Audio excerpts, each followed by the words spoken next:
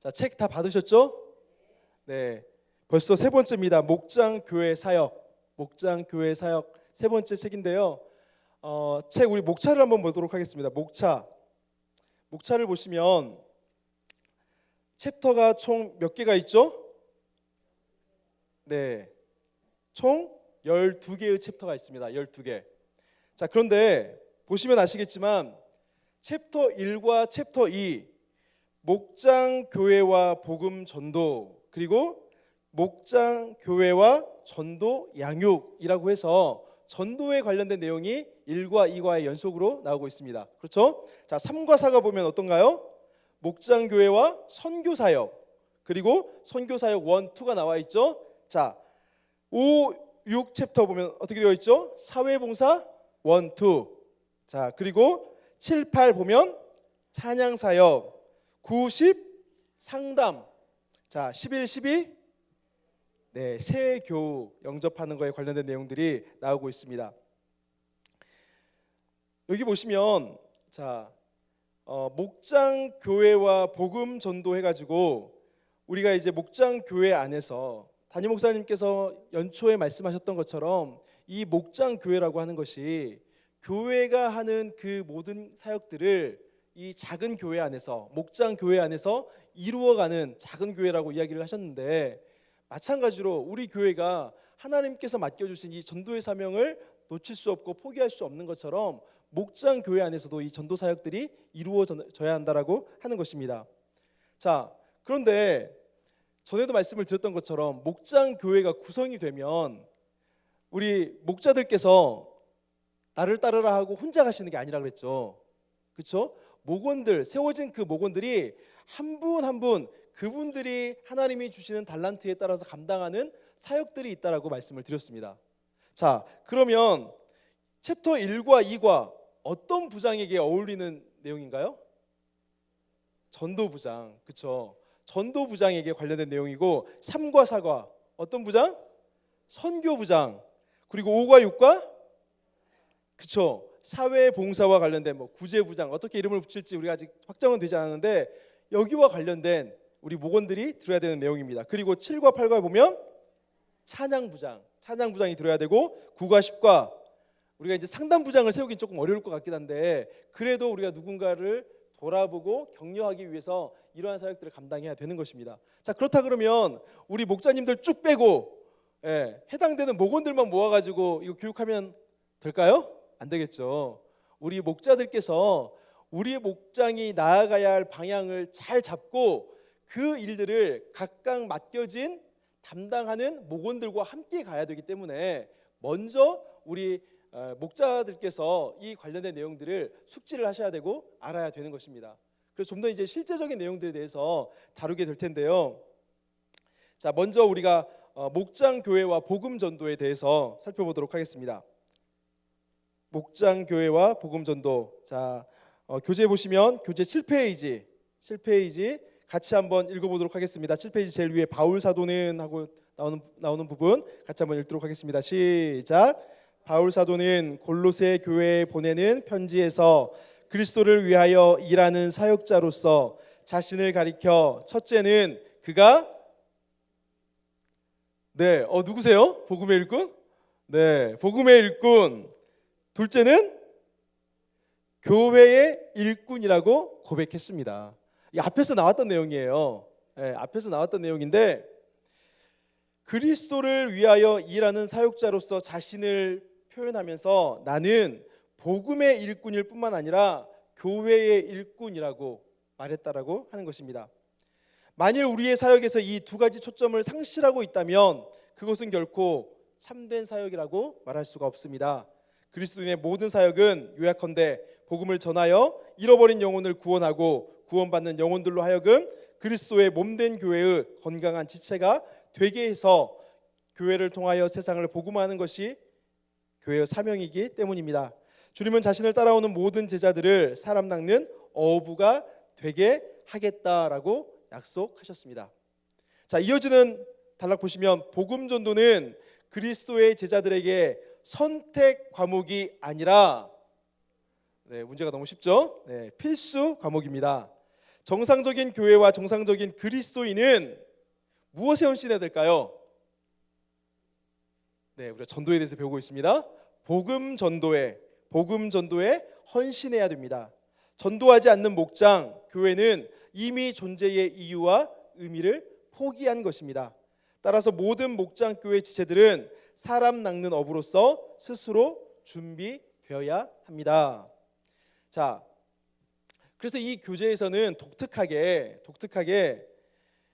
하나님 예수님께서 우리를 사람 낚는 어부로 삼으시겠다라고 말씀하신 것을 기억해서 그렇다 그러면 그 사람 낚는 어부의 마음은 어떠해야 하는가라고 첫 번째 나오고 있습니다. 사람 낚는 어부의 마음은 어떠해야 되나? 첫 번째, 어부의 그 심정 안에 누가 있어야 됩니까? 그리스도가 있어야죠. 그리스도의 마음을 가져야 되는데 갈라디아서 2장 20절의 말씀처럼 내가 그리스도와 함께 십자가에 못 박혔나니 그런즉 이제는 내가 사는 것이 아니요 오직 내 안에 그리스도께서 사신 것이라. 이제 내가 육체 가운데 사는 것은 나를 사랑하사 나를 위하여 자기 자신을 버리신 하나님의 아들을 믿는 믿음 안에서 사는 것이라 라고 말씀하고 있습니다. 여기 계신 분들 전부 목자이시죠? 네, 내가 죽어도 내가 목자 해야 되겠습니다. 그래가지고 목자 하신 분 있으신가요? 네, 하지 말라고 그랬는데 나 죽어도 목자 해야 되겠습니다. 그래가지고 목자 하신 분 있으세요? 없죠. 여기 계신 분들은 자이든 타이든 간에 뭐 교육자들이 옆에서 막 해주십시오 했든지 아니면 우리 성도님들께서 보시고 추천을 하셨든지 간에 모두가 다 선택받아서 목자가 되신 것입니다. 뽑혀서 자리에 앉아 계시는 것입니다. 아무나 와 계시는 게 아니에요. 자, 그런데 저도 이제 신학교에 갈 때 면접을 보거든요. 학교 가면 면접을 보는데 제일 먼저 물어보는 게 그거예요. 소명이 있습니까? 하나님의 부르심이 있습니까? 라고 하는 것을 물어요. 뭐냐면 이제 신학을 공부하는 목회자로 살아야 되는데 이 길에 대한 하나님의 부르심이 있느냐라고 묻는 겁니다. 사람마다 다 다르죠. 그래서 저는 이러한 경험들과 이러한 은혜들로 인해서 하나님께서 저를 이 목회자의 길로 부르심을 확신합니다. 그리고 이 믿음으로 하나님께서 이 걸음을 준비하게 하셨습니다. 이렇게 이제 면접 때 다들 이야기하고 그런 것들을 점검하는 거예요. 근데 여기서 끝나는 게 아니에요. 나는 목회자가 되어야 되겠습니다. 죽어도 목회자가 되어야 되겠습니다. 시켜주십시오. 그런다라고 다 되는 게 아니라는 거예요. 반드시 확인하는 것이 있는데 그것이 무엇이냐면 외적인 소명을 확인하는 것입니다. 그러니까 내 안에 있는 내적 소명, 하나님이 나에게 주시는 그 내적 소명을 확인하는 것뿐만 아니라 다른 사람들이 볼 때도 저 사람은 목회자로서 하나님께서 귀하게 쓰실 만한 종이구나 라고 하는 것이 어느 정도 증명이 되어야 된다라고 하는 겁니다. 그래서 소명을 물었을 때 외적 소명과 내적 소명 이 두 가지가 동시에 가야 하는 것입니다. 안타까운 것은 우리 목자로 선택되신 분들 중에 외적 소명은 있어요. 누가 했으면 좋겠습니다라고 이름을 적었어요. 근데 나는 죽어도 하기 싫어요. 그래가지고 아직까지 준비가 안 되신 분이 더러 있을 수도 있습니다. 근데 하나님께서 어떠한 방법을 통해서든지 우리 각 사람을 선택해 주셨고 불러주신 겁니다. 그래서 우리가 물러서지 말고 비록 내 마음이 온전하게 준비는 되지 못했다라고 할지라도 하나님께서 나를 택해 주신 것, 하나님께서 나를 일꾼 삼아 주신 것에 감사하며 주님 앞에 드려지는 우리 목자가 될 수 있기를 간절히 소원합니다. 그래서 우리가 그런 마음들을 가지고 이제 목장 사역을 해야 되는데 마찬가지인 것입니다. 사람을 살리는 것, 사람을 건지는 것, 이 사역을 우리가 해야 된다라고 하는 거죠. 자, 동영상을 원래 준비를 했었는데 이게 재생이 좀 안 돼가지고 동영상을 보지는 못하겠는데 한 가지 한번 여쭤볼게요. 이제 목장 교회가 처음에 우리가 시작할 때는 6명에서 8명 정도로 이렇게 시작을 할 거예요. 잘 나오고 계시는 5명 정도, 그리고 좀 출석을 좀 잘 못하지만 그래도 목장 교회에 관심이 있고 참여할 의사가 있는 분들 이렇게 2-3분 합해가지고 한 7분, 8분 정도가 한 목장이 구성이 될 것입니다. 그런데 이 목장이 1년이 지났는데 수가 12명이 되고 20명이 됐어요. 어떻게 해야 될까요? 분가를 해야 되는 거예요. 그렇죠? 근데 왜 그렇게 하는 거죠? 예시로 들었던 게 뭐냐면 요즘에 초등학생들이 그렇게 과학 실험을 하더라고요. 그 우묵 있잖아요. 우묵을 비커에 집어 넣는 거예요. 근데 작은 우묵은 그 안에 잉크가 잘 배어 들어가는데 사이즈가 커지니까 그 우묵 안에는 그 안까지, 그 속 깊은 곳까지 잉크가 들어가지 못하는 거예요. 무슨 의미냐면 교회가 대형화되고 조직이 커지면 커질수록 이제 조용히 그냥 왔다 갔다 그냥 그렇게 신앙생활에 가는 사람들이 많아진다라고 하는 겁니다. 우리 안에 교제가 형식적으로 바뀌어질 가능성이 있다라고 하는 거죠. 그래서 어느 정도의 일정 규모가 지나가면 소그룹이 모였을 때 한 7명, 8명 정도가 모였을 때 가장 교제도 잘 되고 나눔도 잘 되고 이러는데 그 인원이 넘어가면 이제는 한 사람 이야기 듣는 것도 너무 힘들고 한 사람씩 돌아가면서 이야기 듣다 보면 시간이 너무 많이 지나가 있고 여러 가지 어려운 점들이 있다 보니까 교제가 형식적으로 바뀌어가고 이런 문제점들을 해소하기 위해서 이제 목장 교회가 성장하게 되면 그걸 분가를 하는 것입니다. 근데 제가 이번에 그 교육자들이 같이 컨퍼런스 지구촌 교회 가가지고 목장 탐방을 가 보니까 정말 그게 힘들대요. 정말 정 들어가지고 수년 동안 오랫동안 이렇게 같이 친하게 교제하고 있었는데 갑자기 나눠가지고 떨어진다라고 생각하니까 진짜 눈물 날 만큼 힘들다라고 하더라고요. 근데 그럼에도 불구하고 우리가 이것을 목표로 우리 가운데 보내주신 영혼들을 한 영혼이라도 살리고 그 영혼들이 하나님 앞에 바로 설 수 있게 우리가 그러한 일들을 계속 해야 된다라고 하는 것입니다. 전도 사역이 마찬가지인 거죠. 교회가 정체되어 있어서 우리 각 사람이 영적으로 성숙하고 성장해 가는 것도 중요하지만 이 놀라운 구원의 비밀들을 믿지 않는 사람들이 함께 누릴 수 있도록 그 기쁨을 함께 누릴 수 있도록 우리가 가야 한다라고 하는 것입니다. 왜냐하면 이것이 우리에게 맡기신 하나님의 사명이기 때문에 그렇습니다. 넘어가서 8페이지에 있는 3번 빈칸 채우기 한번 보겠습니다. 3번 그리스도가 없는 잃어버린 영혼들을 담임 목사님이 긍휼히 많이 쓰시는데 불쌍히 여기는 마음, 긍휼히 여기는 마음 이런 마음을 가지고서 우리가 그리스도가 없는 그들 가운데 주의 복음을 가지고 나아가야 한다는 것입니다. 자, 두 번째 보시면 자 9페이지에 어부의 도구가 나와 있습니다. 자, 어부가 고기를 잡으려면 뭘로 잡아야 될까요? 그렇죠. 낚시로 잡든지 그물로 잡든지 도구가 분명히 있어야 되는 것입니다. 자, 1번 사람이 거듭나는 것은 하나님의 말씀으로만 가능합니다. 믿습니까? 사람이 거듭나는 것은 하나님의 말씀으로만 가능합니다. 베드로전서 1장 23절 말씀 우리 같이 한번 한 목소리로 읽어보도록 하겠습니다. 시작. 너희가 거듭난 것은 썩어질 씨로 된 것이 아니요 썩지 아니할 씨로 된 것이니 살아있고 항상 있는 하나님의 말씀으로 되었느니라. 아멘. 아멘. 썩지 아니할 씨, 항상 살아있고 항상 우리 가운데 하나님의 말씀으로 이 모든 일들이 일어난다라고 말씀해 주시는 것입니다. 자, 2번 사도 바울이 아그리빠 왕 앞에서 행한 전도는 오늘날의 개념으로 표현하면 일종의 무엇이었을까요? 간증이었습니다. 간증. 사도행전 말씀에 보면 바울 사도가 복음을 이제 이방인들에게 선포하고 유대인들에게 선포하는 장면들이 많이 나오거든요. 근데 그 중에서 바울 사도가 다메섹에서 부활하신 예수님을 만나게 되는 그 놀라운 은혜를 경험하게 되죠. 그래서 자신을 만나 주신 그 예수님에 대해서 그 예수 그리스도의 증인으로 살아가기로 작정하고 바울 사도가 그렇게 삽니다. 그리고 만나는 사람들에게 내가 만난 예수님, 그분이 곧 하나님이 우리에게 약속하신 메시아다라고 하는 것들을 증거하고 다니는 거죠. 일종의 간증이었습니다. 자, 본문이 길어서 한번 넘어가도록 하겠습니다. 11페이지.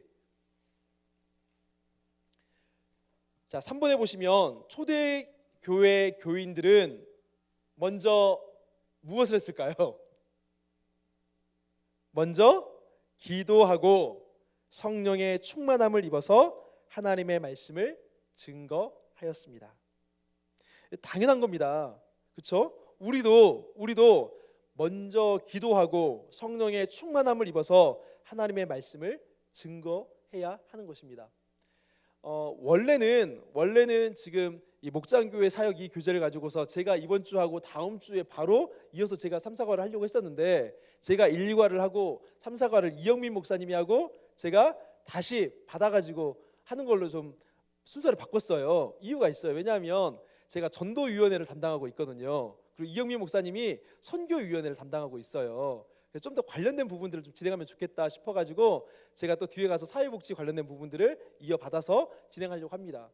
마찬가지로 우리가 이제 땅끝 전도대 목요일마다 모여가지고 땅끝 전도대를 하고 있는데, 땅끝 전도대 몇 시에 모이죠? 네, 목사님들 이러시면 서운합니다.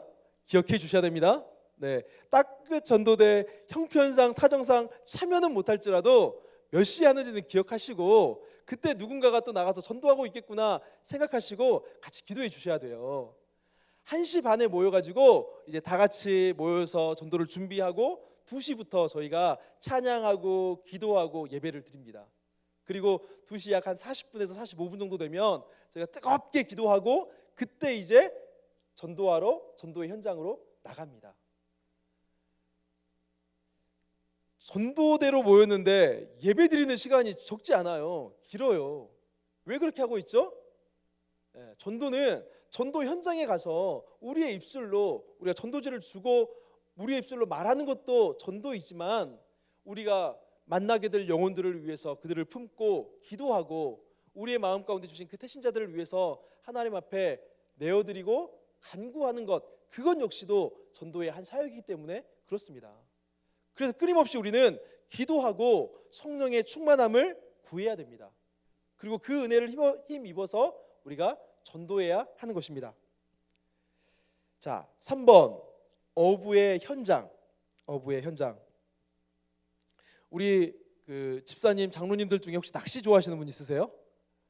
네, 낚시 좋아하시는 분들은 꼭 가는, 낚시를 위해서 꼭 가는 자신만의 낚시터 이런 게 있더라고요. 고기 잡는 곳이 있더라고요. 그런 현장들이 우리 가운데 주어졌다라고 하는 겁니다. 1번에 보시면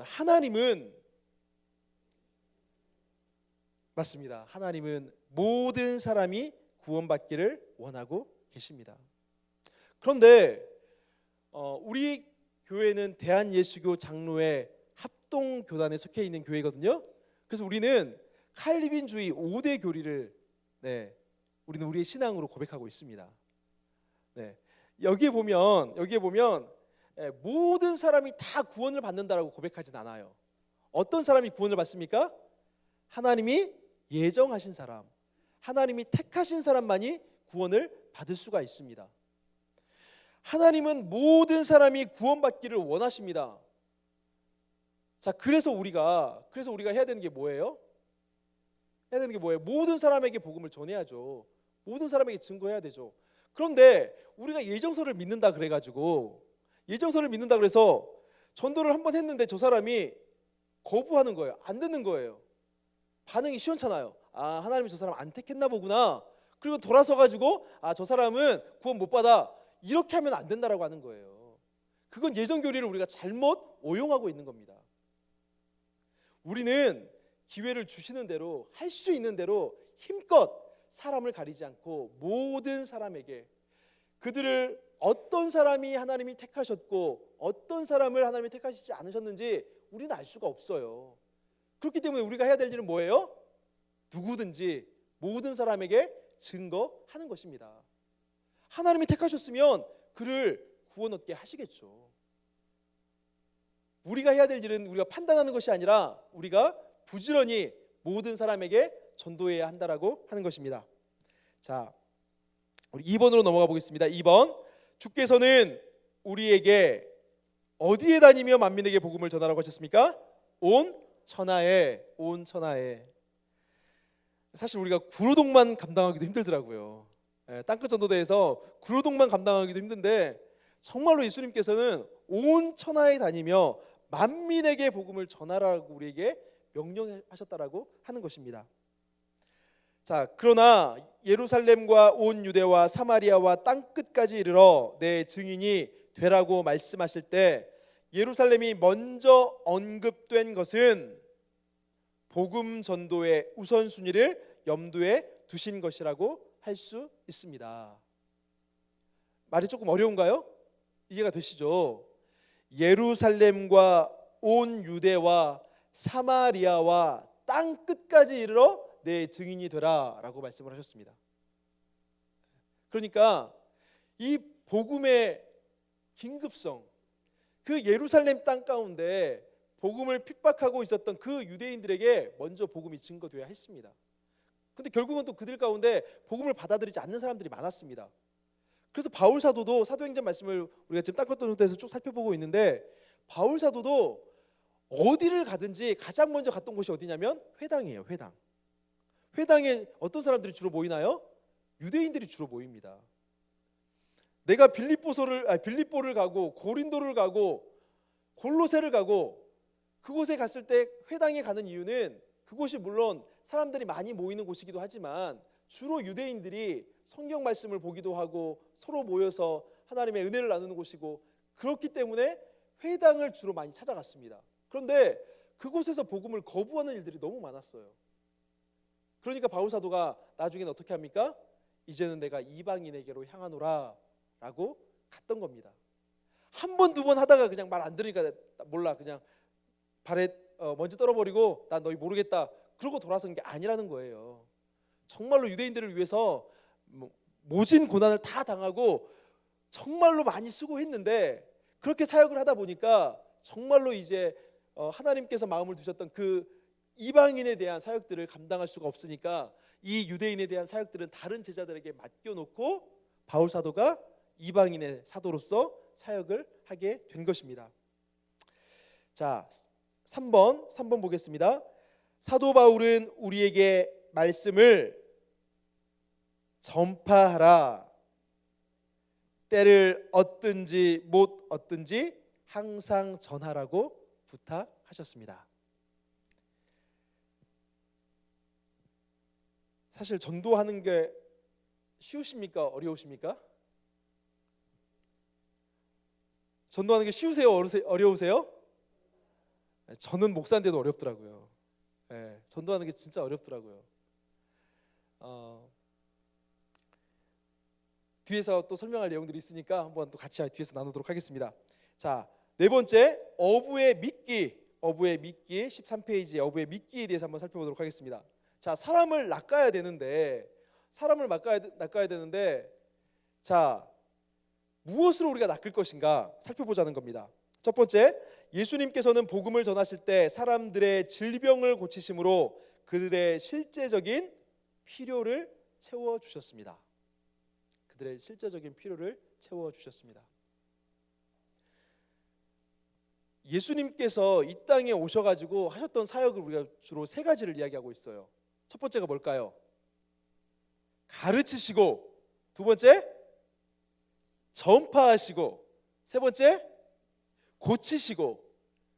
신학교 때 시험 볼 때 가전고 이렇게 외웠거든요. 가르치시고 전파하시고 고치시고.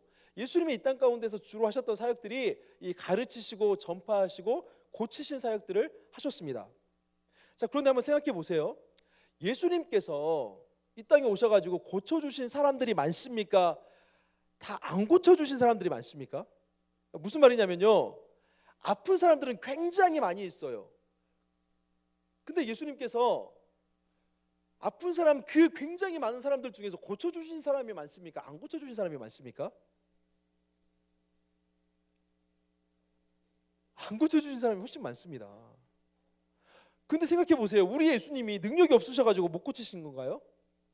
예수님이 그냥 하나님의 자녀들이 이렇게 고통받고 아파하는 것 못 보겠습니다. 하나님의 권능으로 저들을 다 치료해 주십시오 라고 하시면 다 고침 못 받을까요? 고침 받을 수 있을 겁니다. 근데 예수님은 그렇게 안 하셨어요. 그렇죠. 예수님의 능력이 그거밖에 안 돼가지고 몇 사람 안 고치시고 끝난 게 아니라는 거예요. 다 하실 수 있는데 예수님은 병 고침 그 자체가 목적이 아니었다라고 하는 겁니다. 병 고침을 통해서 그 사람이 육신의 고침을 받는 것으로 끝나버리지 않고 그가 구원을 받고 하나님이 주시는 그 영생을 누리게 하시려고 예수님의 병 고침 사역은 여기까지 나아갔다라고 하는 것입니다. 그래서 예수님께서 복음을 전하실 때에 사람들의 질병을 고침으로 그들의 실제적인 필요를 채워주셨던 상황들을 우리가 많이 볼 수 있습니다. 대표적으로 바디메오겠죠. 바디메오.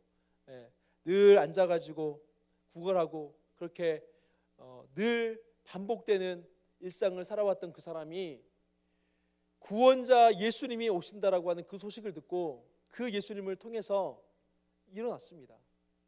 그리고 나서 그가 어떻게 살았어요? 어떻게 살았습니까? 복음의 증인으로 살았습니다. 바디메오, 디메오의 아들이잖아요. 근데 그때 당시에 병자들, 못 사는 사람들 이름이 기억될 리가 없습니다. 그런데 바디메오라고 하는 사람의 이름을 초대교회의 많은 사람들이 알고 있었어요. 걷지 못해서 구걸이 나고 있었던 그 사람을 예수님이 고쳐주시고 그가 회복이 되었을 때 하고 싶은 게 굉장히 많았겠지만 그는 자신의 유익을 위해 산 것이 아니고 그 또한 복음을 위해서 자신의 삶을 헌신했다라고 하는 것을 우리가 생각해 볼 수 있는 것입니다. 자, 넘어가겠습니다. 2번 예수님께서는 또한 사마리아 여인에게 전도하실 때 그는 마실 물이라는 일상적 삶의 관심사에서 시작하여 영생의 물에 대한 복음적 관심사로 대화를 유도하셨습니다. 그렇잖아요. 물 한 잔 달라라고 예수님께서 말씀하시면서 자연스럽게 다가가서 일상적인 이야기들을 통해 가지고 그 사마리아 여인과 사실 그때 문화로 놓고 봤을 때는 그 대화가 이루어지기 쉽지 않았습니다. 그리고 대화가 이루어지는 것 자체가 굉장히 이상한 것입니다. 그런데 예수님께서 이 물을 소재로 하셔서 다가가셨다라고 하는 것입니다. 그래서 이렇게 일상적인 삶의 관심사를 가지고서 예수님께서 결국에는 이 육신의 가람을 채워줄 이 물뿐만 아니라 영생의 물, 너를 구원할 그 영생의 물, 내 배에서 솟아날 그 생수의 물을 예수님께서 맛보게 해주신 것입니다. 자, 넘어가겠습니다. 14페이지. 자, 3번에 보시면 바울 사도는 아들을 주신 하나님께서 또한 모든 것을 은사로 주시는 분이라고 증거했습니다. 아들을 주신 하나님께서 모든 것을 은사로 주시는 하나님이시다. 그러니까 무슨 말이냐면 하나님께서 독생자 예수 그리스도를 우리를 위해서 내어주신 분이라고 한다 그러면 그분이 우리에게 못 주실 게 없고 그분이 우리에게 못하실 일이 없다라고 하는 것입니다. 그래서 우리가 누군가에게 아들을 주신 그 하나님의 사랑을 기억하고 그 하나님 앞에 누군가를 위해서 기도하고 누군가를 위해서 우리가 돕고자 한다 그러면 하나님께서 그러한 일을 감당할 수 있도록 우리 가운데 은혜를 더해 주신다라고 하는 것입니다. 자, 그렇다면 우리 15페이지 목장교회가 이웃들의 필요를 채워줄 수 있는 적절한 상황들은 무엇이 있겠습니까? 우리 목장교회가 이웃들의 필요를 채워줄 수 있는 적절한 상황들이 무엇이 있을까요? 한번 말씀해 주십시오. 네, 이제 우리 목장이 구성이 되면 우리 목장은 이웃들의 이러한 필요들을 채워주기 위해서 이러한 일들을 한번 해볼 수 있을 것 같습니다. 해보고 싶습니다. 뭐가 있을까요? 네, 지난번에 그 컨퍼런스 갔을 때는 그 목장이 그걸 했더라고요. 어떤 한 권사님이 작은 건물을 하나 가지고 계셔가지고 그 건물에 그 새 들어오는 사람이 바뀌었다 그래요. 이사를 다 하는데 그때 목원들을 같이 불러가지고 그 이사하는 곳으로, 그 세입자가 이제 가게를 준비하고 막 여러 가지 치우고 하느라고 정신없는 그때 목원들을 데리고 같이 간 거예요. 두세 명 같이 데리고 가가지고 일거리 뭐 도와줄 게 없는지 같이 도와주고, 또 이 동네는 뭐 맛집이 어디가 있고 뭐가 편하고 뭐 이런 것들에 대해서 자세하게 안내를 해 주었답니다. 그래서 그러한 관심과 그러한 사랑을 받았던 그 세입자가 진짜로 교회에 나와가지고 예수님을 영접하는 은혜가 있었다라고 하더라고요. 그래서 정말로 쫓아다니고 정말로 애쓰면 애쓴 만큼 하나님께서 우리에게 부어주시는 특별한 은혜들이 분명히 있습니다.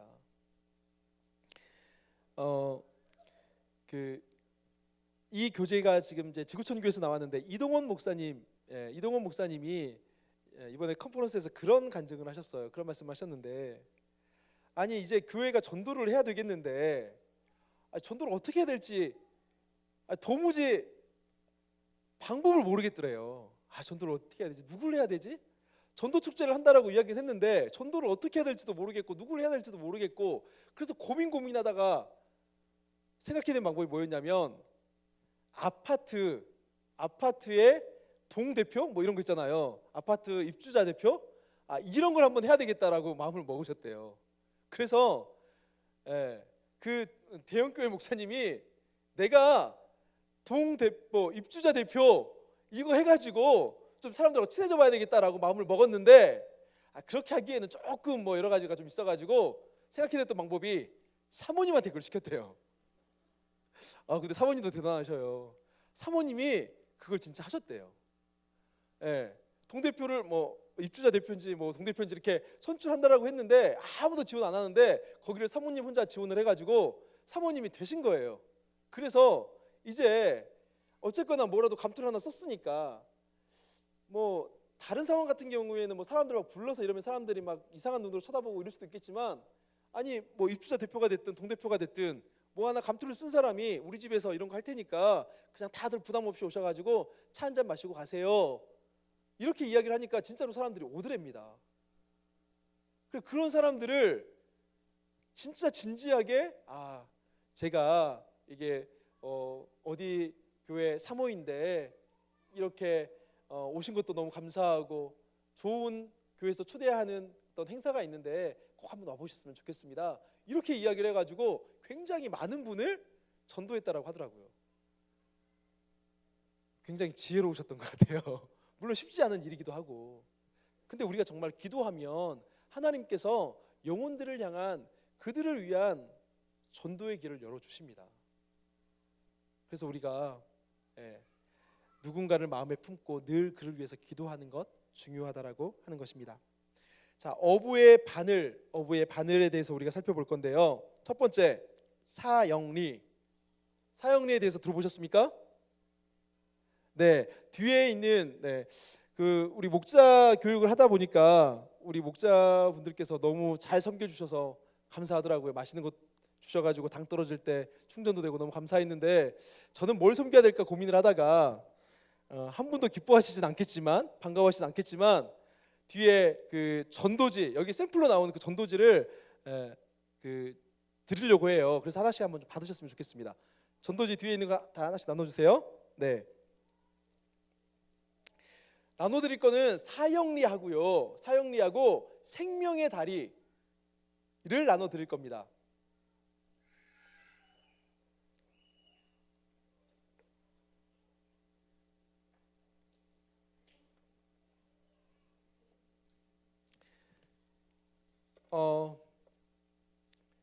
기억이 나실지 모르겠지만 우리 교회 10년 넘으신 분들, 우리 교회에서 성경 전도법이라 그래가지고 세미나 이런 거 했던 거 기억나세요?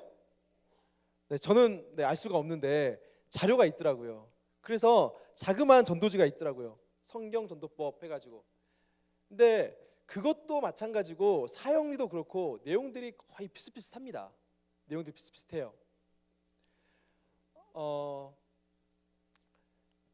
사형리는 한국 대학생 선교회라고 CCC라고 하는 곳에서 원래 이게 국제적인 조직이다 보니까 미국 CCC에서 이 사형리가 만들어졌고 이걸 가지고서 이제 전 세계적으로 전도를 하고 있습니다. 역사가 오래됐다 보니까 이 사형리를 통해서 구원의 역사가 굉장히 많이 일어났습니다. 사형리를 통한 전도가 쉬운 이유는 뭐냐면 처음부터 이렇게 쭉 읽어가면서 설명을 해줄 수 있다라고 하는 겁니다. 이 사영리 말이 조금 뭐 이상하게 어감이 들릴 수도 있는데 네 가지의 영적인 원리에 대해서 설명을 하고 있는 거예요. 네. 자, 여기 보시면 또 하나 생명의 다리라고 있습니다. 생명의 다리. 네, 생명의 다리. 이 생명의 다리 뭐냐면 이건 내비게이터 선교회라고 하는 곳에서 만들어서 보급하고 있는 전도지인데요. 예수님께서 우리의 죄를 대신해서 하나님과 우리의 관계가 멀어져 있는 이 관계를 예수님의 십자가가 다리가 되어서 연결해 주시는 그 은혜에 대해서 설명하고 있는 거거든요. 그래서 이 생명의 다리 그 전도지를 보시면 아시겠지만 사형리보다는 내용이 조금 더 좀 자세하고 그림도 조금 더 자세합니다.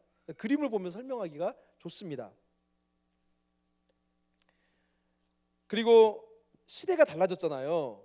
예, 제가 이제 대학교 다닐 때 CCC에서 순장을 했었는데 CCC 순장이 되려면 20명을 이 사형리 전도지를 가지고서 결신을 해야지 순장으로 세워질 수가 있었어요. 그래서 캠퍼스에 가가지고 친구들 찾아가지고 한 적도 있지만 진짜 전혀 모르는 사람들한테 가가지고 벤치에 앉아 있는 사람들한테 가가지고 양해를 구하고 이 사형리를 한번 제가 읽어드려봐도 될까요? 그렇게 해서 쭉 읽어주고 이런 일들을 했었거든요. 근데 이게 무슨 효과가 있을까? 이런 생각이 들 때도 있는데 놀랍게도 이 복음의 메시지들에 반응하는 사람들이 적지 않습니다. 그만큼 그들의 마음 가운데 갈급함들이 있고 하나님에 대한 내가 어디로부터 와서 어디로 가는지에 대한 궁금함들이 있다라고 하는 거예요. 자, 근데 이 사형리 보셔서 아시겠지만 굉장히 디자인이 좀 그렇습니다. 그래가지고 나온 게 뭐냐면 이런 식으로 나와 있어요. 이런 식으로. 이거는 조금 단가가 있어가지고 다 못 사고 몇 분만 넣어드렸거든요. 이거 받으신 분은 몇 분 안 되지만 로또 당첨됐다고 생각하시고 복음 좀 넣어주십시오. 자, 뭐냐면 사영리 이러니까 말도 좀 낯설고 또 디자인도 좀 이러니까 사람들이 이상하다 이렇게 반응할 수 있어서 디자인을 조금 더 세련되게 바꾼 거예요. 디자인을 세련되게 조금 바꾸고 이름도 더 폴이라고 바꾼 겁니다. 네 가지. 뭐가 네 가지냐? 하트, 나누기, 더하기처럼 보이는 십자가, 그리고 물음표. 그래서 접근 방법을 내용은 똑같은데 접근 방법을 조금 달리 바꿔가는 겁니다. 그러니까 왜냐하면 시대가 달라지다 보니까 저희도 이제 땅끝 전도대에서 우리 교회 오랫동안 굉장히 수년간 써왔던 그 전도지를 계속 나눠주잖아요. 그러면 지난주에 받았던 사람도 저 받았어요. 저 받는데요. 그렇게 안 받는 분들이 많더라고요. 마찬가지로 사형리 들고 지나가면 저 전에 들어봤는데요. 관심 없는데 이렇게 하는 사람들이 있을 겁니다. 그래서 계속해서 변화를 하고 있습니다. 이런 식으로 디자인도 바꾸기도 하고 P4U라 그래가지고 젊은 사람들이 막 그림처럼 볼 수 있도록 제가 보니까 사형리만 해가지고 종류가 뭐 10수종이 돼요. 굉장히 많아요. 그리고 한 장짜리 나눠드렸던 거 종이 있잖아요. 이건 이제 이 사형리의 메시지를 전부 다 읽어드리기가 좀 힘드니까 전도지용으로 쓸 수 있도록 이렇게 한 면에 네 가지의 영적인 원리들 그리고 우리가 이해해야 될 내용들을 적어주고 있는 겁니다. 이런 식으로 우리가 활용할 수가 있는 거예요. 자, 위에 방송실 목사님 영상 한번 틀어주실까요? 중요한 건 뭐냐면 우리가 사형리를 가지고 복음을 전해보고 뭐 생명의 다리를 한번 해보고 라고 끝나버릴 게 아니라 정말로 이걸 가지고 어떻게 하는지 한번 보자는 겁니다. 그래서 한번 영상을 한번 틀어주시면 저희가 한번 참고하고 이어가도록 하겠습니다.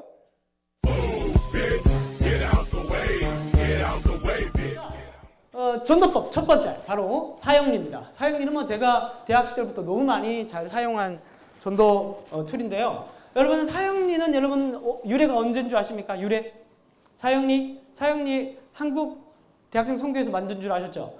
그 미국에 한참 젊은이들이 막 히피족 이러면서 막 술 먹고 돌아다니고 마약하고 막 그럴 때 얘네들에게 좀 이미 이제 신앙이 좀 있는 사람들에게 캠퍼스에서 젊은 사람들 신앙이 좀 있는 사람들에게 다시 하나님의 사랑을 깨닫게 해줘서 돌아오게 만들기 위한 목적으로 미국 CCC가 만든 책자가 지금 여러분이 사용하는 사형리라는 책자예요. 그러니까 기본적으로 사형리는 기본적으로 글이 많습니다. 그렇죠? 이거 다 읽으면 25분 지나가요. 절대 5분 만에 못합니다. 그러니까 할아버지 할머니 이상으로 사형리를 사용한다는 건 굉장한 모험이고 위험입니다. 중간에 하다가 할아버지 할머니가 딴생하고 하실 확률이 굉장히 많죠.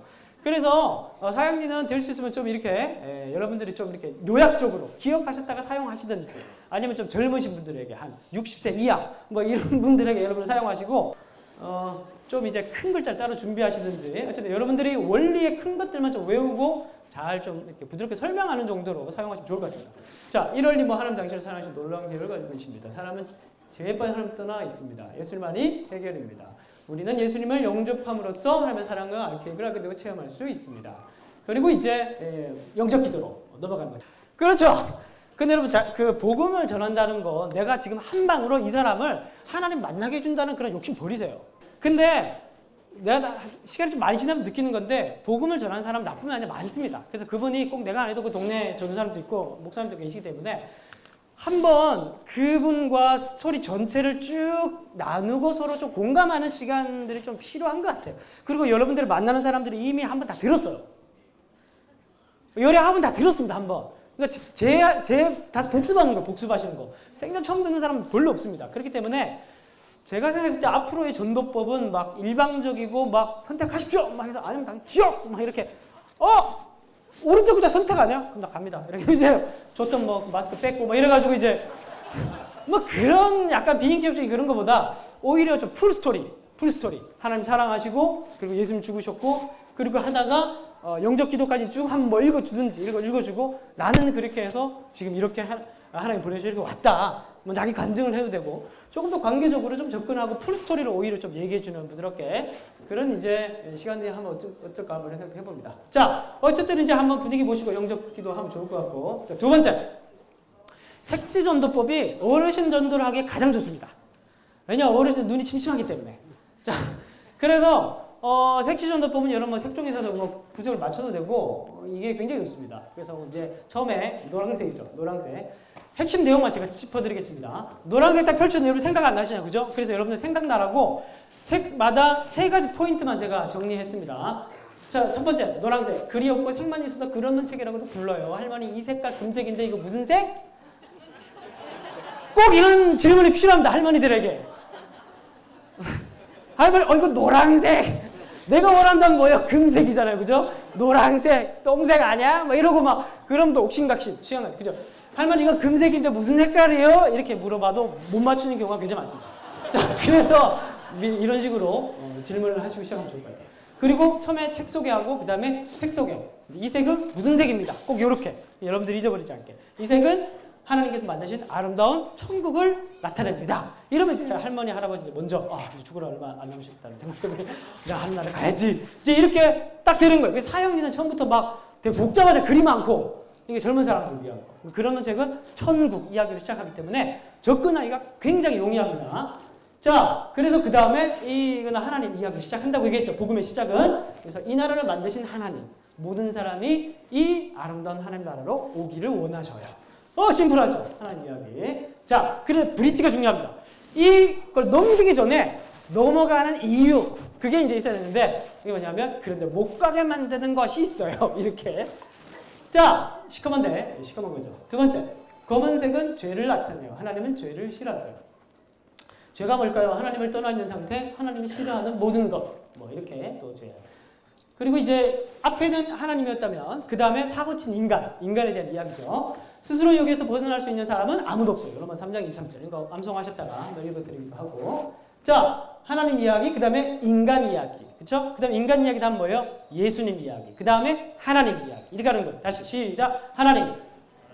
따라하죠. 하나님. 인간. 예수님. 하나님.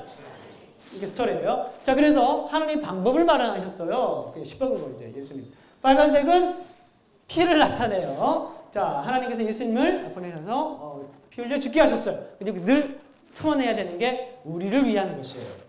예수님 다시 살아나셔서 하늘나라 오늘 우리의 왕이 되셨어요. 이것도 우리를 위한 것이에요. 이렇게 간단하게 언급합니다.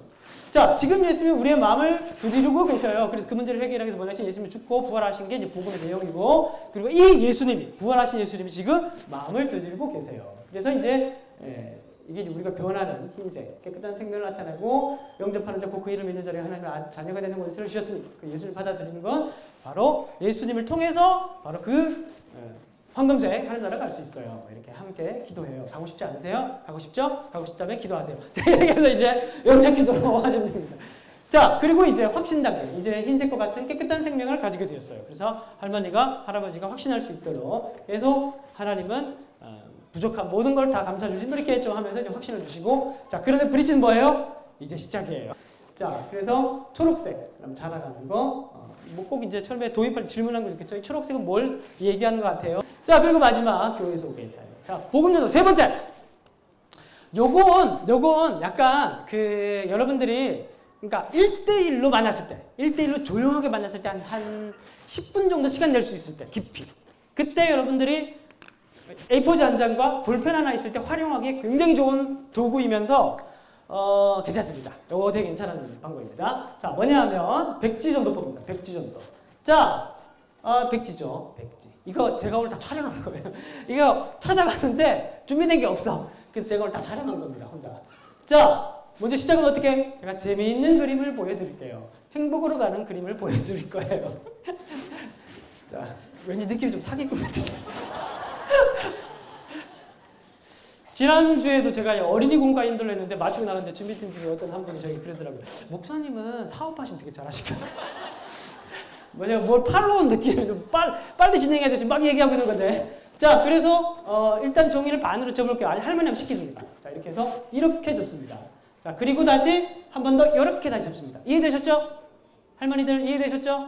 할아버지들은 어떻게 이해되셨죠? 이렇게 접고 이렇게 한 번 더 접는 겁니다. 자, 그리고 여기다가 이제 선을 쭉 긋고 말을 하면서 이제 보여주면서 쓰면서 이제 말을 하는 거예요. 그러니까 약간 자기가 익숙해져야 되는 거죠. 하나님께 세상을 만드시고 하나님 쓰고 사람을 만드셨습니다. 이렇게 한번 쓰는 거예요. 그리고 행복을 그리면서 행복하게 살았습니다. 이렇게 하고 그 다음에 이걸 쫙 펼치면 오!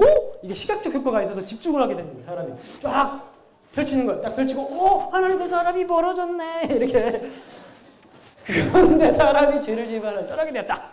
설명이 간단하죠, 그죠? 그러면서 이제 여기에다가 이제 아주 막 부정적이게 다 쓰는 여기서 이제 하나씩 쓰면서 설명을 하는 거예요. 그래서 사람에게 불행이 오게 됐는데 불행의 결과는 죽음이고 죽는 거 두렵죠? 두려움. 그런데 이제 이 두려운 거 왜 두렵냐면 죽고 나서 심판이 있기 때문이에요.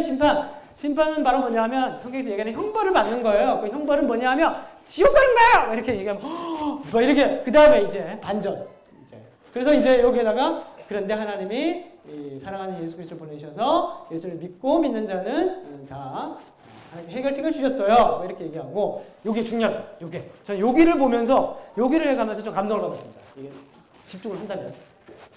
자, 이렇게 이제 하고 여기를 동그라미 치면서 자, 불행이 아니라 여기 쓰는 거예요. 행복을 얻게 되고 죽음이 아니라 동그라미 치고 영생을 얻게 되고 대조법이죠. 문학적 대조법입니다. 근데 사람이 기본적으로 설득이라는 건 어떤 문학적 장치를 어떤 걸 사용하느냐에 따라서 굉장히 집중력이 높아집니다. 그래서 이걸 두려움이 아니라 평안을 주고 심판이 아니라 기쁨이 되고 형벌이 아니라 축복을 받고 지옥이 아니라 하나님 나라에 가게 됩니다. 라는 이야기를 쭉 설명하면서 이렇게 쓰는 거예요. 이게 완성본입니다. 완성본. 심플하죠? 심플하죠. 그리고 왼쪽에 있을래요? 오른쪽에 있어요? 이거 중간에 없어 이거. 중간 연옥 같은 거 없어요. 그건 천주교나 있지. 이거 중간에 없습니다. 무조건 지옥을 하죠. 자, 이렇게 둘 중에 선택하게. 그러면 100이면 100 다 어딜 거예요? 여기죠, 여기. 나 오른쪽이 좋아. 자, 그러면 영적 기도 하십시다. 자, 이렇게 해서 이제 기도하고 이제 기도해 드리고 이제 이게 되게 심플해요. 그래서 이것도 굉장히 어르신 전도에 백지 하나랑 볼펜 하나만 있으면 1대1로 하기 굉장히 좋은 방법입니다. 근데 그러면서 이것도 여러 명이 할 수 있는 한 두세 사람 놓고 또 할 수 있는 장점이 있습니다. 자, 이렇게 세 가지 제가 소개를 해드렸습니다. 그래서 요한복음 5장 24절 요 말씀 꼭 요 부분 인도할 때 꼭 암송하셨다가 그 말씀의 주체가 논리적으로 연결이 돼요. 내가 진실로 너에게로 내 말을 듣고 나버리신 이를 믿는 자는 영생을 얻었고 심판에 이르지 아니하는 사망의 생명을 옮겼느니라. 그러니까 여기에서 율로 갈 수 있는 게 그리스도 때문이라는 걸 설명하는 구절이에요. 구절. 그래서 이 구절은 여러분들이 암송에 있다가 말씀해 주시는 게 좋습니다. 자, 끝났습니다. 끝났고요. 다시 읽어보겠습니다. 시작! 태도가 굉장히 중요합니다. 전도인에게. 전도한 사람이 이 사람은 불신자 이렇게 생각하고 하지 마시고 아직 뭐 하지 못한 자?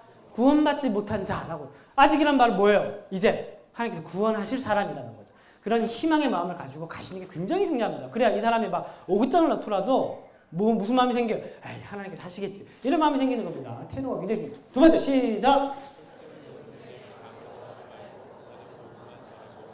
여러분들의 힘으로 하려 하지 말고 맡은 바 복음만 전하면 됩니다. 세 번째 시작! 네, 농사를 씨 뿌린 사람이고 거둔 사람이 다 따로 있어요. 여러분들 역할이 있는 겁니다. 시작! 사랑의 복음을 전하면서 참 불진절한 사람들 많습니다. 시작! 대상을 향한 생명을 향한 사랑, 아버지의 마음을 가지고 가십시오. 자, 마지막으로 읽고 마치도록 하겠습니다. 시작! 우리의 권면은 간사함이나 부정에서 난 것이 아니요 속임수로 하는 것도 아니라 오직 하나님께 옳게 여기심을 입어 복음을 위탁받았으니 우리가 이와 같이 말하면 사람을 기쁘게 하려 함이 아니요 오직 우리 마음을 감찰하시는 하나님을 기쁘게 하려. 실제로 이제 단기 선교 나가거나 이렇게 청년들 단기 선교 나갈 때 어쨌거나 복음을 전해야 툴이 필요합니다.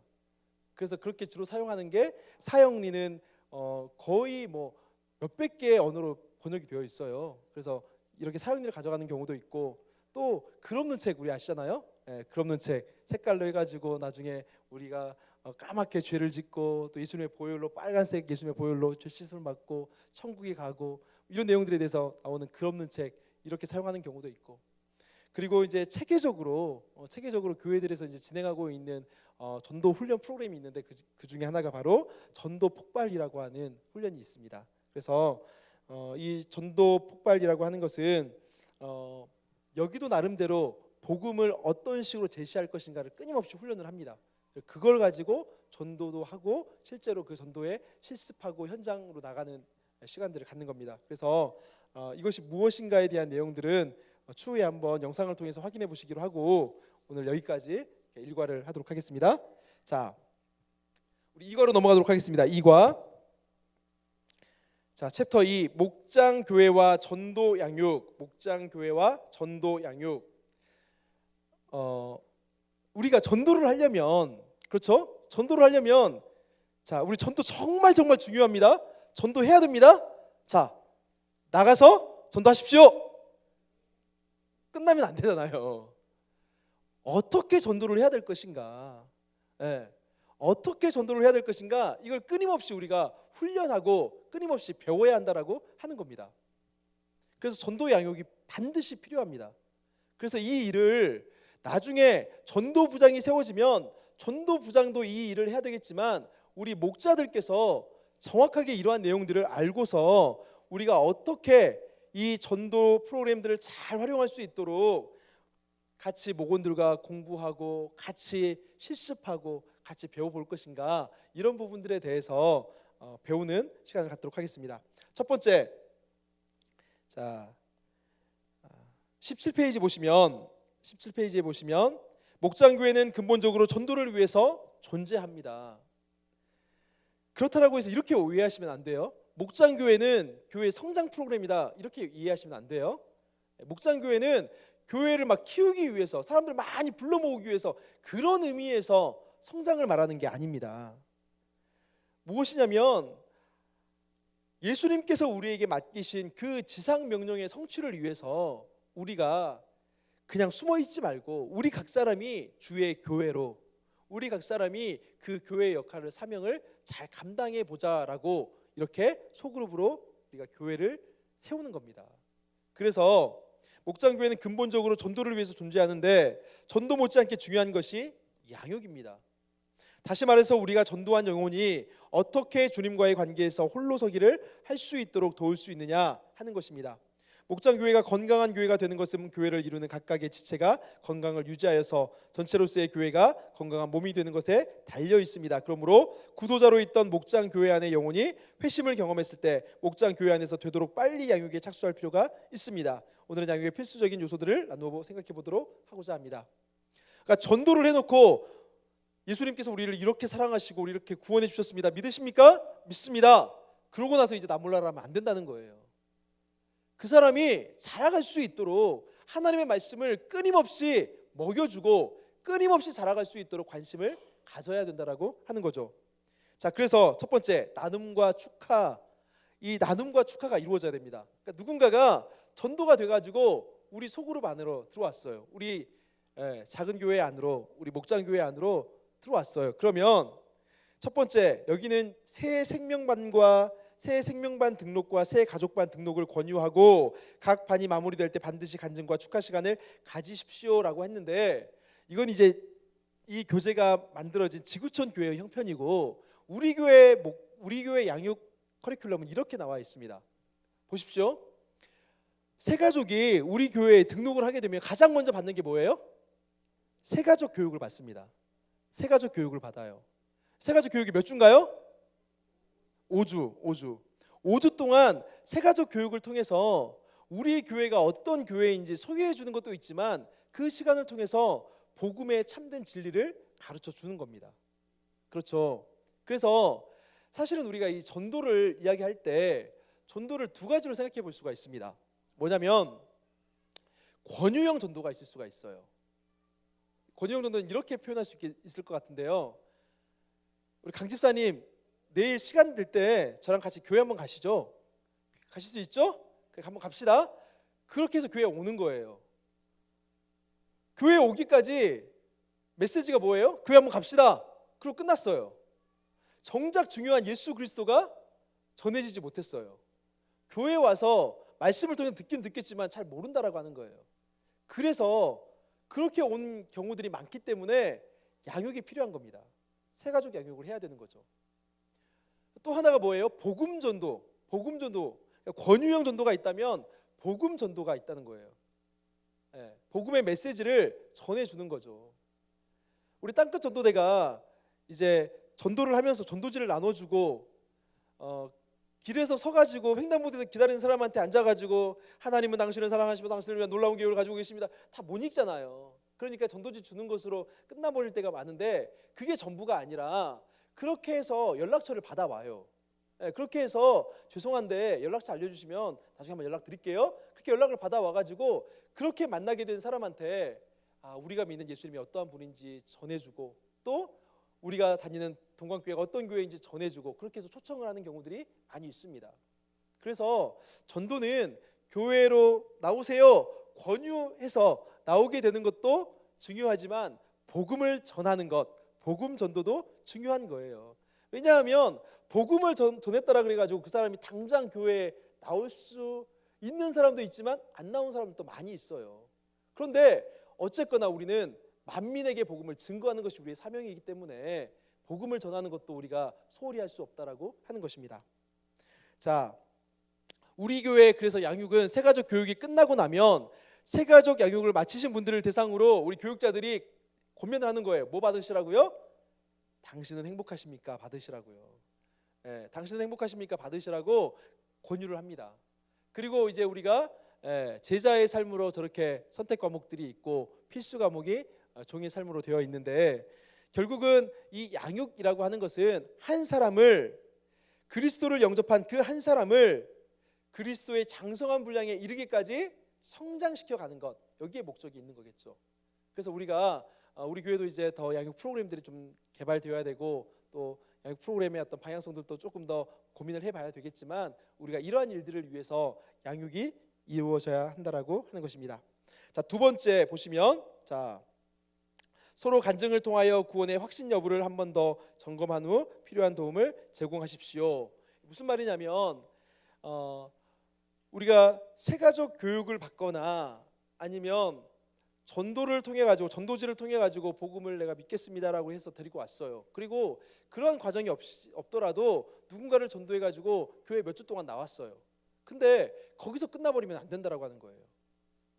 그냥 이분이 교회 밝기만 하고 돌아가시는, 그냥 말 그대로 교회를 취미 삼아 나오는 사람으로 만들 것인가, 아니면 정말로 예수님을 영접하고 예수님의 사람으로, 예수님의 제자로 만들 것인가, 우리가 도와야 된다라고 하는 것입니다. 자, 그래서 이제 그분이 구원의 확신이 있는지, 정말로 예수님을 나의 구주 나의 하나님으로 영접하고 그 주께서 주시는 구원에 대한 확신이 있는지 이것을 점검해 주어야 된다라고 하는 겁니다. 어떻게 점검을 할까요? 네, 그러면 다시 한번 질문을 바꿔서 여쭤보겠습니다. 우리 사랑하는 목자분들, 구원의 확신이 있으십니까? 오늘 죽어도 천국 갈 자신이 있으십니까? 그렇게 사시면서 천국 갈 수 있다고요? 이렇게 말하면 진짜 할 말이 없습니다, 우리가. 그렇죠? 네. 근데 우리는 구원의 확신이 있어요. 세뇌시키는 게 아닙니다, 여러분. 무조건 천국 가, 무조건 천국 가, 이렇게 세뇌시키는 게 아니에요. 네. 왜냐하면 우리의 확신은 약속에 근거한 확신입니다. 그래서 구원의 확신은 내 안에서 나오는 확신이 아니고 하나님이 우리에게 주시는 그 약속 안에서 구원의 확신을 찾게 되는 겁니다. 여러분, 이거 굉장히 중요한 거거든요. 우리의 감정은 흔들려요. 내가 잘 믿는 것 같은데 또 어느 날 지나고 보면 막 흔들려요. 믿음이 없는 것 같아요. 내가 구원 받았나? 이럴 때가 있습니다. 그런데 여러분, 하나님이 우리에게 주시는 약속의 말씀을 붙잡아야 된다는 겁니다. 자, 네. 조지 커팅의 구원의 확신 그리고 기쁨이라고 되어 있는데, 자, 이 책에 이런 내용들이 담겨 있더라고요. 이 책을 보니까 구원을 얻을 수 있는 방법, 그리고 뭐 구원에 관한 지식, 구원을 통한 기쁨, 이렇게 나오는데, 이러한 목차대로 전개를 하기 위해서 가장 먼저 이 책에서 던지고 있는 질문이 뭐냐면, 인생은 여행하고 있는 나그네 길입니다. 그러니까 무슨 말이냐면 우리 모두는 이 인생이 본향인 그 천국을 향해서 여행하고 있는 나그네라고 하는 전제를 가지고서 시작한다고 하는 겁니다. 그랬을 때 우리가 여행자라고 한다 그러면 첫 번째, 이런 사람들이 있을 수 있다는 거죠. 구원을 받았을 뿐만 아니라 그 사실을 확실히 믿고 있는 사람이 있을 수 있고, 또 어떤 사람은 구원의 확신이 없어서 구원받고 싶어서 고민하고 있는 사람이 있을 수 있습니다. 또 세 번째로, 구원을 받지 않았을 뿐만 아니라 이에 대한 전혀 관심이 없는 사람이 있을 수 있다라고 하는 것입니다. 그래서 이 세 가지 길로 나눠 가지고 어떤 길에 내가 서 있는지 그 길을 따라서 가볼 수 있다라고 하는 것입니다. 그래서 이 내용이 전개가 되고 있거든요. 책이 그렇게 두껍지가 않아요. 두껍지 않고 책 뭐 금액도 그렇게 비싸진 않고 한 30분이면 읽을 수 있는 책이더라고요. 그래서 내용이 그렇게 어렵지 않은데, 올해 우리 처음으로 목자로 세워지신 분이 있으신가요? 손 한번 들어주실래요? 네, 가장 먼저 손 들어주신 우리 박 집사님께 드리도록 하겠습니다.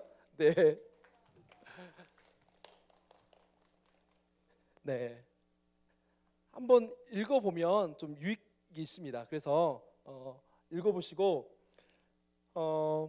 자, 두 번째 사형리나 생명의 다리를 한 번 더 설명하고 이해하지 못한 부분이 있는지 살펴봅시다. 사형리나 생명의 다리를 한 번 더 설명하고 이해하지 못한 부분이 있는지 살펴봅시다. 사실 이거는 교회에서 끊임없이 이제 전도 프로그램을 해야 되는 내용이기도 한데요. 이제 땅끝 전도대에서 할 겁니다. 할 건데요.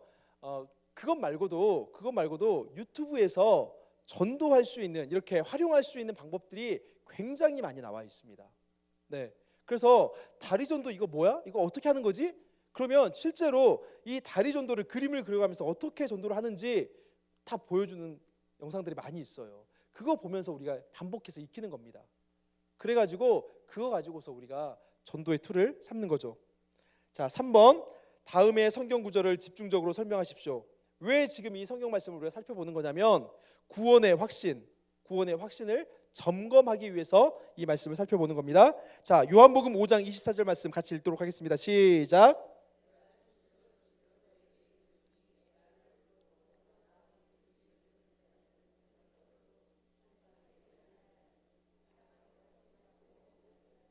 아멘.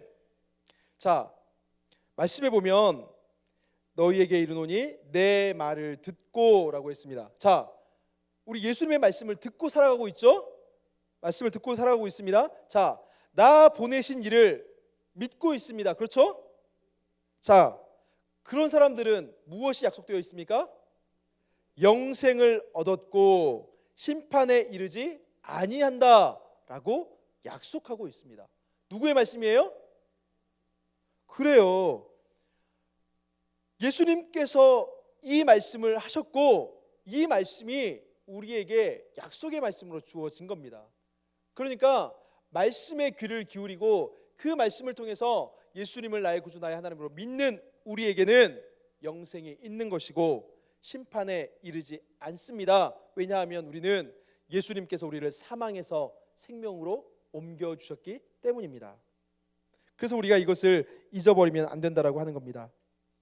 자, 이어지는 요한복음 6장 47절 말씀 같이 한번 읽어보겠습니다. 시작.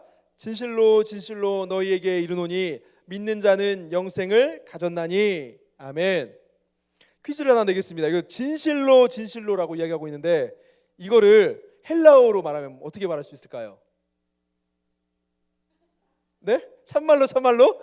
헬라어는 아닌 것 같은데요. 네, 우리가 자주 쓰는 아멘, 그렇죠? 아멘, 아멘, 아멘, 이게 진실로예요. 네. 아멘, 아멘. 예수님께서 말씀하실 때 진실로 진실로라고 말씀하시는 건 강조하는 거거든요. 진실로 진실로 너희에게 이르노니 믿는 자는 무엇이 주어졌습니까? 영생을 가졌나니. 여러분 믿으십니까? 영생이 있습니까? 약속입니다. 약속. 우리 감정이 아니라 이 약속의 말씀을 붙잡는 겁니다.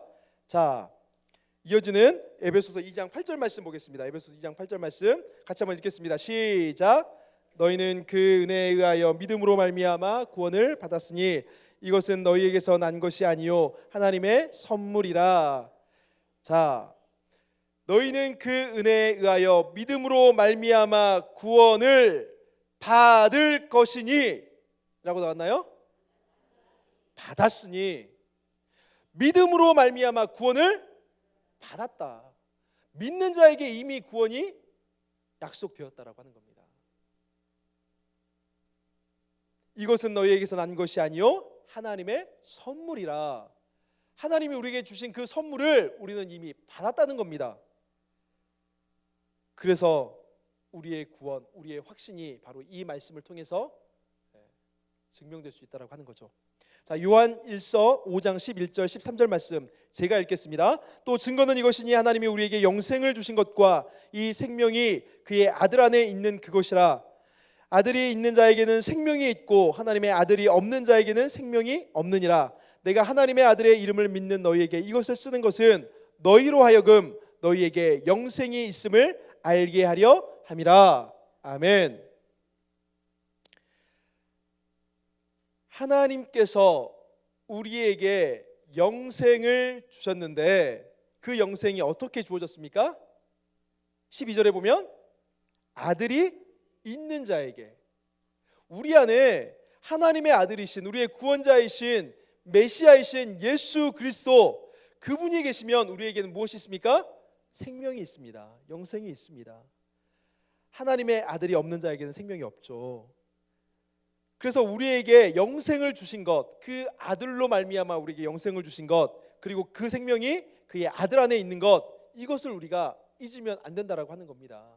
그래서 우리의 입술로 기도할 때 예수님 이름으로 기도합니다 라고 고백하는 것은 우리의 그냥 습관으로 드리는 게 아니라 정말로 우리 안에 살아 역사하시는 우리의 유일한 중보자이신 구원자 예수 그리스도를 믿는 믿음의 고백인 거죠.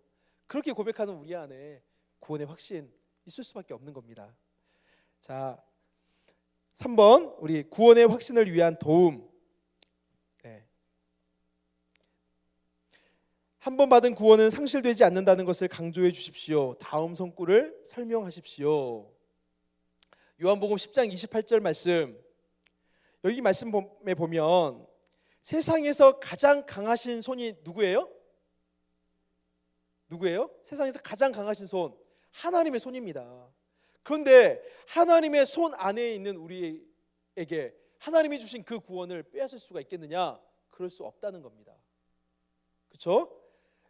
요한복음 1장 12절 말씀, 이 말씀에 보면 한 번 자녀가 되면 다시 자녀가 아니라고 말할 수가 있습니까? 입양을 했어요. 입양해가지고 파양하는 경우가 있죠. 사람들은 그럴 수가 있죠. 근데 하나님은 아들을 내어주시기까지 그 아픔을 감내하기까지 우리를 구원해 주시고 우리를 택해 주셨는데, 그 하나님께서 우리를 다시 버리시겠습니까? 안 버립니다. 버리시지 않습니다. 그래서 우리가 하나님의 자녀가 되면 다시 하나님의 자녀가 아니라고 말할 수가 없다는 겁니다. 이거 잊어버리면 안 된다는 거예요. 물론 불효자는 될 수 있습니다. 불효자는 될 수 있어요. 하나님의 자녀가 되었는데 하나님의 자녀답게 살지 못할 수는 있습니다. 그게 우리의 늘 고민이잖아요. 저만 하는 고민입니까? 하나님의 자녀, 하나님의 백성이 되었다라고 하는데 내 삶에 그러한 흔적, 내 삶에 그러한 증거들이 잘 안 나타나는 게 늘 우리의 고민입니다. 하나님의 자녀가 된 것은 명백하고 의심할 수 없는 사실인데 내 삶을 보니 자녀답지 못하고 불효자처럼 살아가는 게 너무 안타까운 거죠. 근데 그렇다라고 해서 내가 자녀가 아닌가? 이거 고민할 필요는 없다라고 하는 거죠. 자, 히브리서 12장 5절 말씀, 하나님께서 우리를 징계하신다라고 했잖아요. 근데 그 징계는 어떤 사람에게 주어지는 거예요? 자녀에게 주어지는 겁니다. 사랑하는 자에게 주어지는 겁니다. 사랑의 증거로서 관계를 회복시키기 위해서 하나님께서 징계를 하신다는 겁니다. 그래서 결국은 하나님의 사랑이 우리 가운데 끊어지지 않는다는 것입니다. 자, 4번, 생명 안에서 자라간다. 생명 안에서 자라간다. 자, 구원받은 것은 그리스도 안에 있는 새 생명을 받은 것이기 때문에 그 생명이 자라야 하는 것을 다음 성구들로 설명하십시오라고 말하고 있습니다. 로마서 6장 23절 말씀에 보면 우리가 그리스도를 받아들였다라고 하는 것은 그리스도 안에 있던 영생이 우리의 생명이 되었다라고 하는 것입니다. 그러니까 예수님을 믿었다라고 하는 것은 예수님께서 우리에게 주시는 그 영생을 우리가 소유했다라고 하는 것입니다. 자, 그런데 생명의 씨가 우리 안에 심겨졌고 그 생명의 씨를 우리가 받았는데 거기서 멈추면 안 된다는 거죠. 자라가야 된다라고 하는 겁니다. 씨가 자라고 변화되는 은혜를 경험해야 된다는 것을 말하고 있는 겁니다. 빨리 마치겠습니다. 요한복음 10장 10절, 풍성한 은혜를 주시기 위해서 우리 가운데 오셨습니다. 예수님이 그냥 은혜가 아니고요, 풍성한 은혜, 말로도 할 수 없는 은혜, 측량할 수 없는 은혜를 주시기 위해서 예수님이 우리에게 오셨습니다. 그렇다라고 한다 그러면 우리의 삶에서도 그 풍성한 열매를 맺고 그 풍성한 생명으로 우리가 자라가야 한다는 것을 말씀하고 있는 것입니다. 베드로후서 1장 3절 말씀, 나중에 강의한 그 답지 다 드릴 거거든요. 그거 보시고 정리하세요. 천천히 하시면 됩니다. 믿고 알게 되었을 때 우리에게 주어지는 것이 있습니다. 그것이 무엇이냐면 생명과 경건에 속한 모든 것을 주께서 주셨다라고 하는 것을 우리가 알 수 있다라고 하는 겁니다. 그런데 문제는 뭐냐면 생명은 주어졌는데 그 생명이 아직 자라나지 않고 있다라고 하는 거죠. 그래서 생명이 주어졌다라는 것들을 이 지금 계속 말씀들이 강조하고 있는 거예요. 생명이 주어졌다. 너희 안에 생명이 있다. 근데 거기서 멈추지 말고 자라가야 된다. 그 생명이 자라가야 된다라고 하는 것을 말씀하고 있습니다. 베드로후서 3장 18절, 베드로의 말씀 마지막인데요. 이 말씀에 사도 베드로의 마지막 부탁이 무엇입니까? 그리스도의 은혜와 그를 아는 지식 가운데서 자라가라라고 권면하고 있다는 겁니다. 자, 5번, 성장의 지속적인 과정에 대해서, 영적 성장의 과정은 한 아기의 성장과 같다는 것을 설명해 주십시오라고 하면서 우리가 이제 새 가족이 와가지고 우리의 목원으로 이렇게 같이 하고 있는데 그분이 여러 가지 고민을 하고 있을 때 이렇게 이야기를 해주는 겁니다. 여러분, 당신 안에 구원의 확신이 없을 수도 있습니다. 그런데 하나님께서 이렇게 이야기하셨습니다. 그러니 의심하지 말고 하나님이 주시는 약속의 말씀을 붙잡아 보십시오. 하나님이 그 약속으로, 그 확신으로 당신을 붙잡아 주실 겁니다 라고 가르쳐주라고 하는 거죠. 뿐만 아니라 젖을 먹어야 된다. 갓난 아이들처럼 구원을 완성하기 위해서, 자라기 위해서 신령한 젖, 그러니까 말씀을 먹어야 한다는 것, 성경을 보아야 한다고 하는 것을 가르쳐 주라는 거죠. 또 말을 배워야 되는데 이 말이 바로 기도라는 거죠. 넘어가겠습니다. 좋은 가정 환경 안에서 머물러 있어 가족의 돌봄을 받아야 한다. 교제해야 된다라고 하는 겁니다. 가난한 신앙인으로 교회 안 나오고 혼자 신앙생활에서는 우리 신앙이 자랄 수가 없다라고 하는 거죠. 자, 그리고 이웃들과 관계를 잘 맺어야 된다. 봉사와 전도를 해야 된다. 왜냐하면 예수님께서 우리에게 주신 명령은 하나님 사랑뿐만 아니라 이웃 사랑이라고 하는 이 명령을 주셨습니다. 이걸 보고 이중 사랑의 계명이라고 이야기를 하고 있는데요. 이중 사랑의 계명, 이 계명 가운데 이웃 사랑의 명령이 들어 있습니다. 그러니까 우리가 하나님을 사랑한다라고만 이야기하고 육신의 부모를 사랑하지 않고 또 내 이웃을 사랑하지 않는다면 우리가 하나님을 사랑한다라고 말하기 어렵다라고 하는 거죠.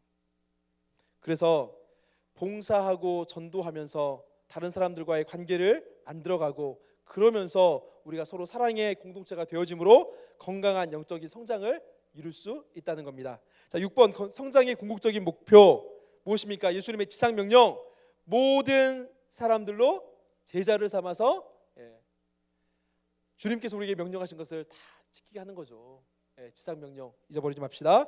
7번 바울에게서 배우는 배우자의 양육. 자, 유모같이 다들 또 어머니로 살아오시기 때문에 어머니가 자녀에게 어떻게 해야 되는지 말 안 해도 잘 아시죠?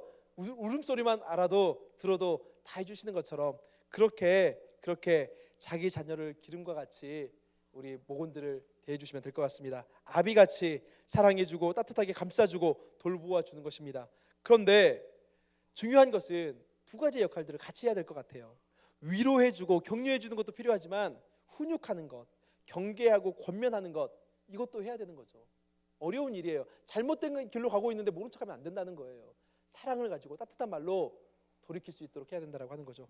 자, 마지막입니다. 꼭 2번 자신의 양육자가 취한 태도 중 부족함과 보완이 필요한 부분은 무엇인지 나누어 보십시오. 나중에 한번 나누는 시간을 갖도록 하겠습니다. 시간이 길어져서 죄송합니다. 여기까지 마무리하도록 하겠습니다. 제가 기도하겠습니다.